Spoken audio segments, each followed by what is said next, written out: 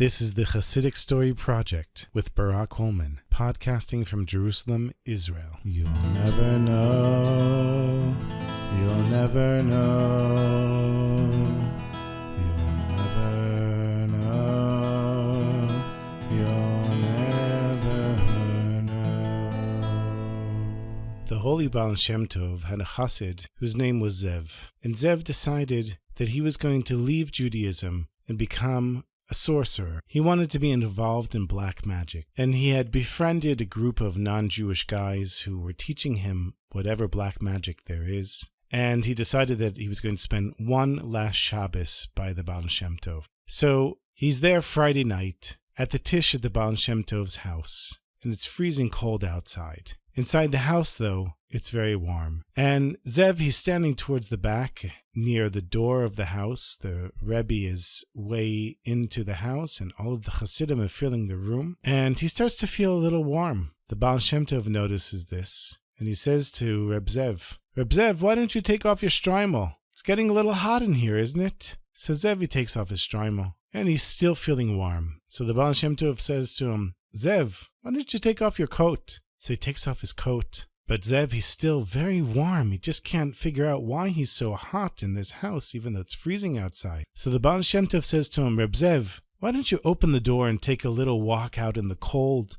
It'll cool you off a little bit and then come back in, but don't stay out too long. It's very cold outside." So Zev, he figures, okay. He walks outside, and really it does feel refreshing. And as he walks and the cold air is on his face, he feels like, I'm still hot. So he starts to walk a little faster, and he's running until the cold was really too much for him, and he passes out and faints. Reb Zev, he woke up in somebody else's bed, in someone else's home. He didn't recognize where he was, and he had no memory of his name or where he had been. His mouth was dry, and he looked around for some water. And this old woman walks in the room, and she says, "He's awake!" She calls her husband. And he comes in, and Zev is laying in bed, and he says, "Water." They give him a little bit of water, drinks the water. And the old couple is standing there next to Zev, and they say, "What's your name?" And Zev looks at them, and he says, "I don't remember." And they said, "Well, where are you from?"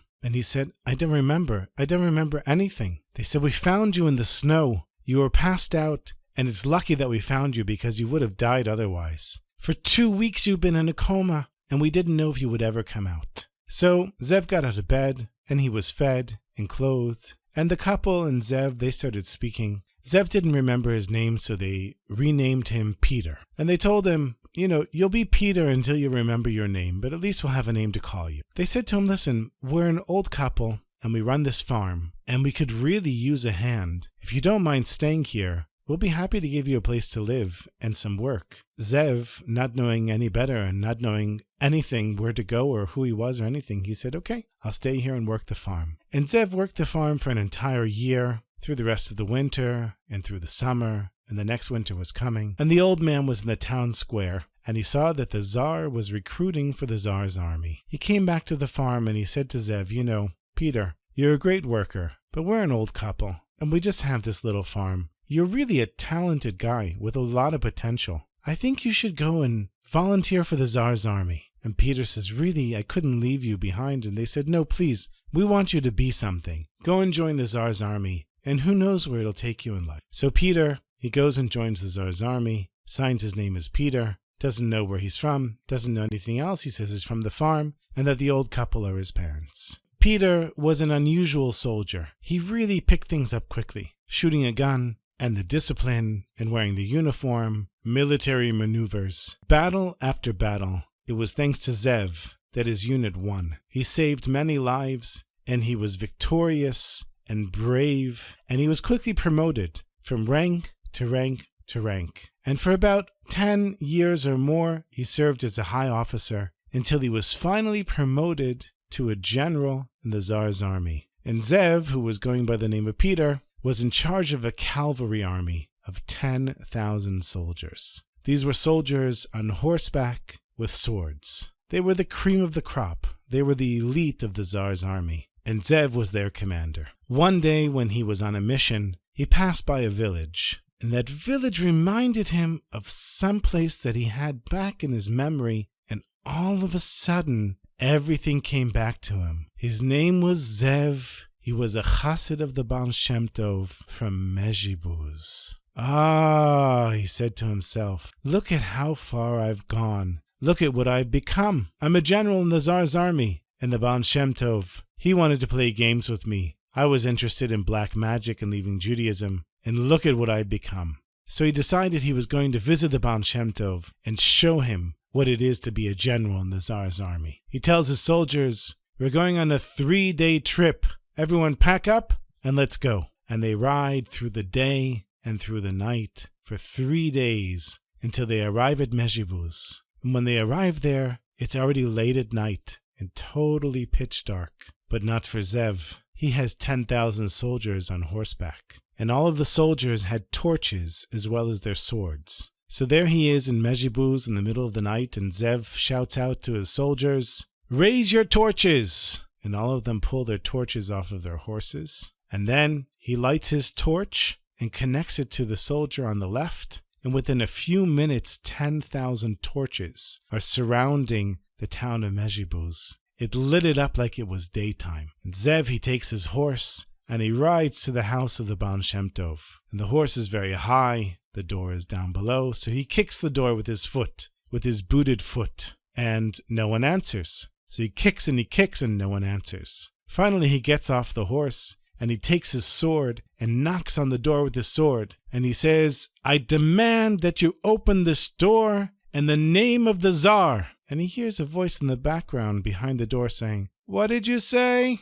Zev, he knew it was the Baal Shem Tov. And he thought the Baal Shem Tov was playing games with him. So he knocked even harder on the door and he said, open in the name of the Tsar and see what becomes of a Chassid that has become a general in the Tsar's army. The Baal Shem Tov, he opens the door and he says, Zev, what are you doing outside? And he grabs Zev by the collar and pulls him into the room. And the Baal Shem Tov said, Zev, didn't I tell you not to stay outside for too long? It's bitter cold out there. It can be dangerous for you. And Zev looked around the room and he realized that he had gone back in time 15 years. Back to that same night when he was hot and sweating, and the Baal Shem Tov told him to go outside and cool off. And he realized any black magic that he was interested in was nothing compared to the holy powers of the Heilige Baal Shem Tov. That was enough for Zev to finally do tshuva and remain amongst the Chassidim of the holy Baal Shem Tov until his final days.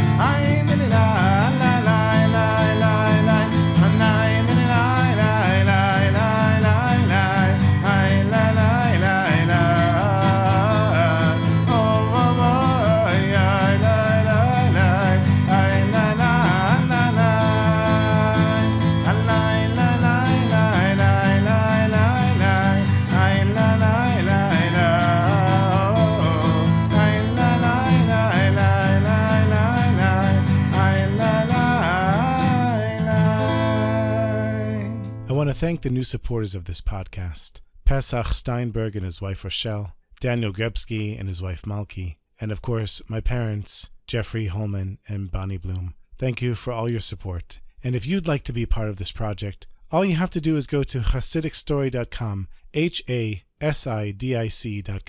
and there you can become a supporter of this podcast. You'll get exclusive stories that are for supporters only, and you'll be helping me to spread more light to the world. Thank you.